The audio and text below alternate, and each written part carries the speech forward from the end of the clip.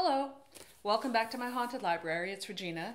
Today I'm continuing with Robert McKee's story, and I'm on chapter 10, Scene Design. So this chapter focuses on these following components: turning points, setups, payoffs, emotional dynamics, and choice. So a turning point, this is a good analysis right here. A scene is a story in miniature. An action through conflict in a unity or continuity of time and space that turns the value charged condition of a character's life. No matter locations or length, a scene is unified around desire, action, conflict, and change. So he makes that point that every scene must turn in value. So if you start with a positive, something will happen through the conflict to end in a negative, or vice versa. Now that's not always the case, but if you break down what really makes a scene work, there will be that change. The scene objective must be an aspect of his super objective or spine. So whatever the character wants in the entire story has to be in that scene. So for example, let's say you have a romantic comedy where a man is trying to get this woman to go out with him, and he's trying to win her back.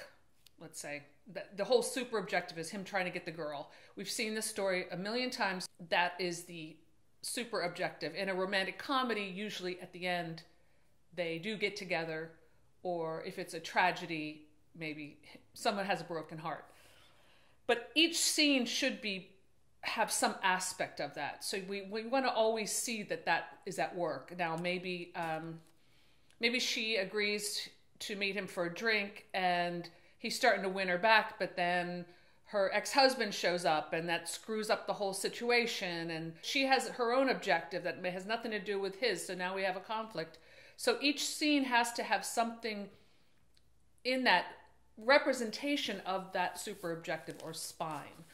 Otherwise, it's not interesting and we don't care. He writes a little bit about the question of self-expression. To tell a story is to make a promise. If you give me your concentration, I'll give you surprise, followed by the pleasure of discovering life, its pains and joys, at levels and in directions you have never imagined.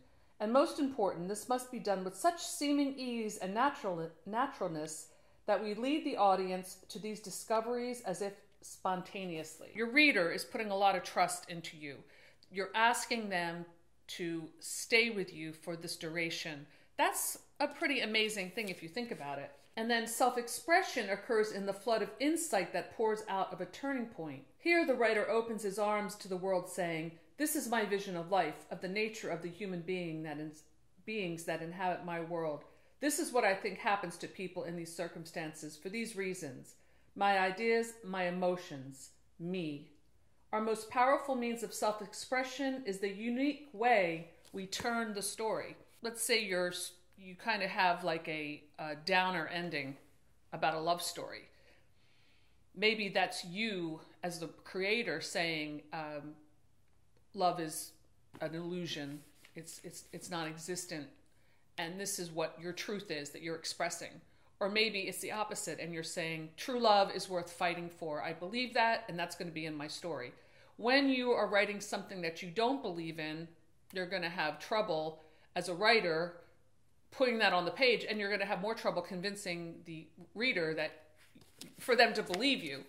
Language is a tool for self-expression and must never become a decorative end of its own. I get annoyed when I read a story that is just pure decoration. In other words, beautiful language, where you almost get the sense that the writer is showing off his or her vocabulary.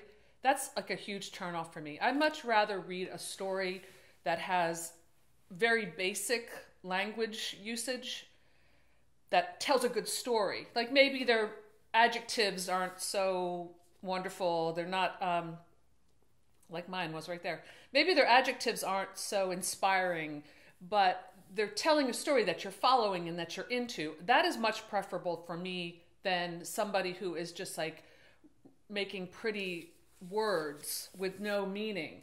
I hate that. This is why weak storytelling resorts to substituting information for insight. That's the dreaded info dump that you hear talked about in different story technique. Why many writers choose to explain their meanings out of the mouths of their characters, or worse, in voiceover narration. He really goes after the voiceover narration, and it is a bit of a cheat. It's like in soap opera dialogue, when someone gives you an entire history of a character in this long speech. There are times when you can't avoid it. Like you have the witness for the prosecution comes in and explains the whole thing at the end. I was just watching a great movie and a great story, Dolores Claiborne, and there's kind of that going on at the end a bit with Selena's character, but it still works. Setups and payoffs. You hear that a lot. People say, what a great payoff. We kind of want that scene. Once it's set up, we want the payoff. We want it to come to fruition. We want that conclusion. So you have to really think about that. To set up means to layer in knowledge. To pay off means to close the gap by delivering that knowledge to the audience. When the gap between expectation and result propels the audience back through the story seeking answers, it can only find them if the writer has prepared or planted these insights in the work. You need to plant the seeds in order for the payoff to be like, aha. I talked about the twists before. I really like using twists in my story, and they are hard to figure out because you do have to kind of plant this puzzle along the way so it makes sense. So it's like, oh, I get it now. That's why she was fiddling with the knife in the drawing room or whatever. You have to put it all out there.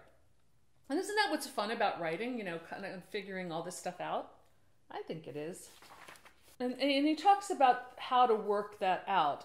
In story, unlike life, you can always go back and fix it. You can set up what may seem absurd and make it rational. That is the writer's job. You can go back and do a whole other take on something that doesn't make sense and make it make sense.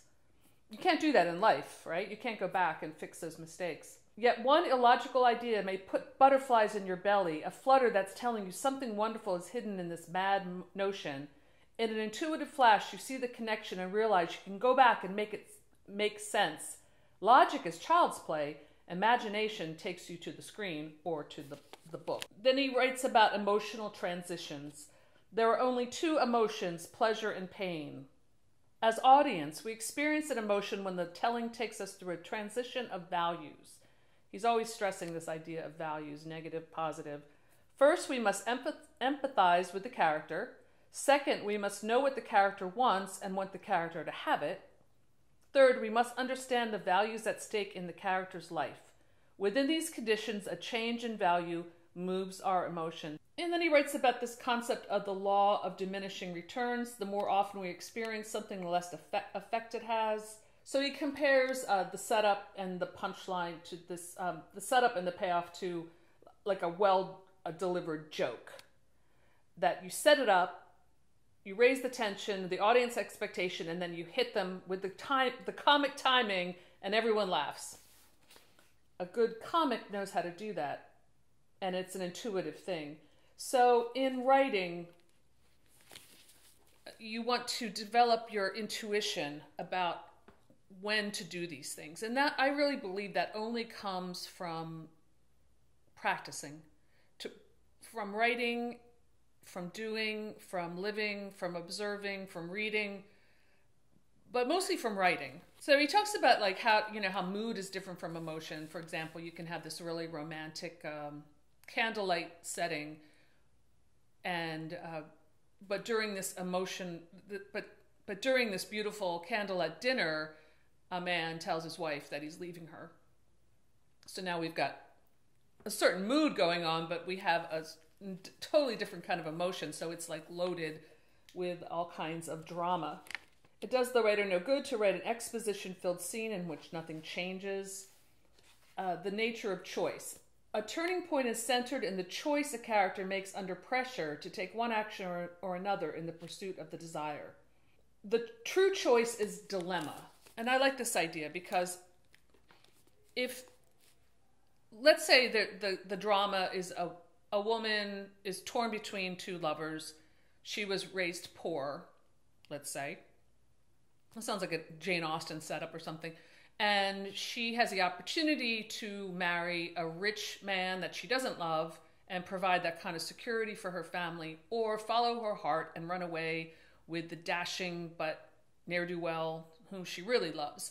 So that's no easy choice. Within that choice, there's all kinds of possibilities for drama and conflict and revealing of character and truth for what is the right choice and what are the consequences for those choices. Maybe it's going to end happy. Maybe it's not. And then he does this little triangle design about choice and the values. So it gets a little technical. So he really stresses in this chapter the idea of values. Again, the positive and the negative. Choice must not be doubt, but dilemma. Not between right and wrong or good and evil, but between either positive desires or negative desires of equal weight and value. So if we go back to our example about the woman who is going to choose between the two lovers, if she chooses the one she loves with her heart, she's going to be poor, her family might suffer, she might lose her family's respect, lose their love. But what is she going to gain? She's going to gain the man she really loves. If she chooses the other way, she chooses the man she doesn't really love, but she marries for money, then she's going to please her family, she's going to have that respect, she's going to have comfort, but her heart is going to be broken. And but either way could turn out in a negative or a positive way.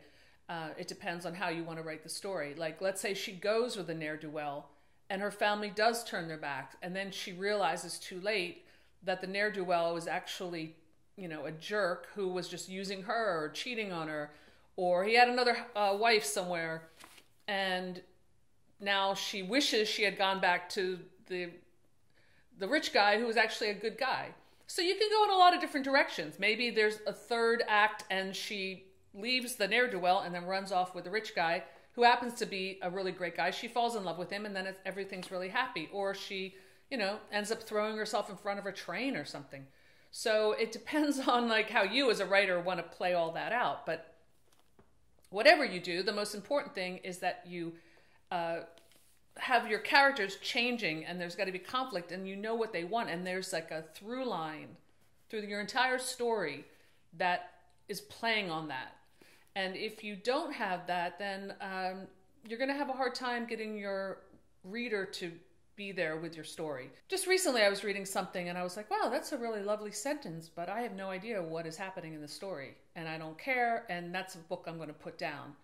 Conversely, I was reading a story which maybe didn't have the best vocabulary, but I was so invested. So, and it's great if you have both. Then you're really got something special. It gets back to McKee's quote about the goal is a great story told well. So next time we're going to be looking at scene analysis.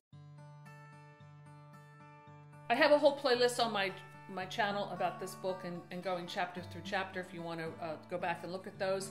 And if you are using this book in your writing, for screenplay writing or novel writing, let me know what you think. I'm sure there's a lot that I've been missing because there's a lot here.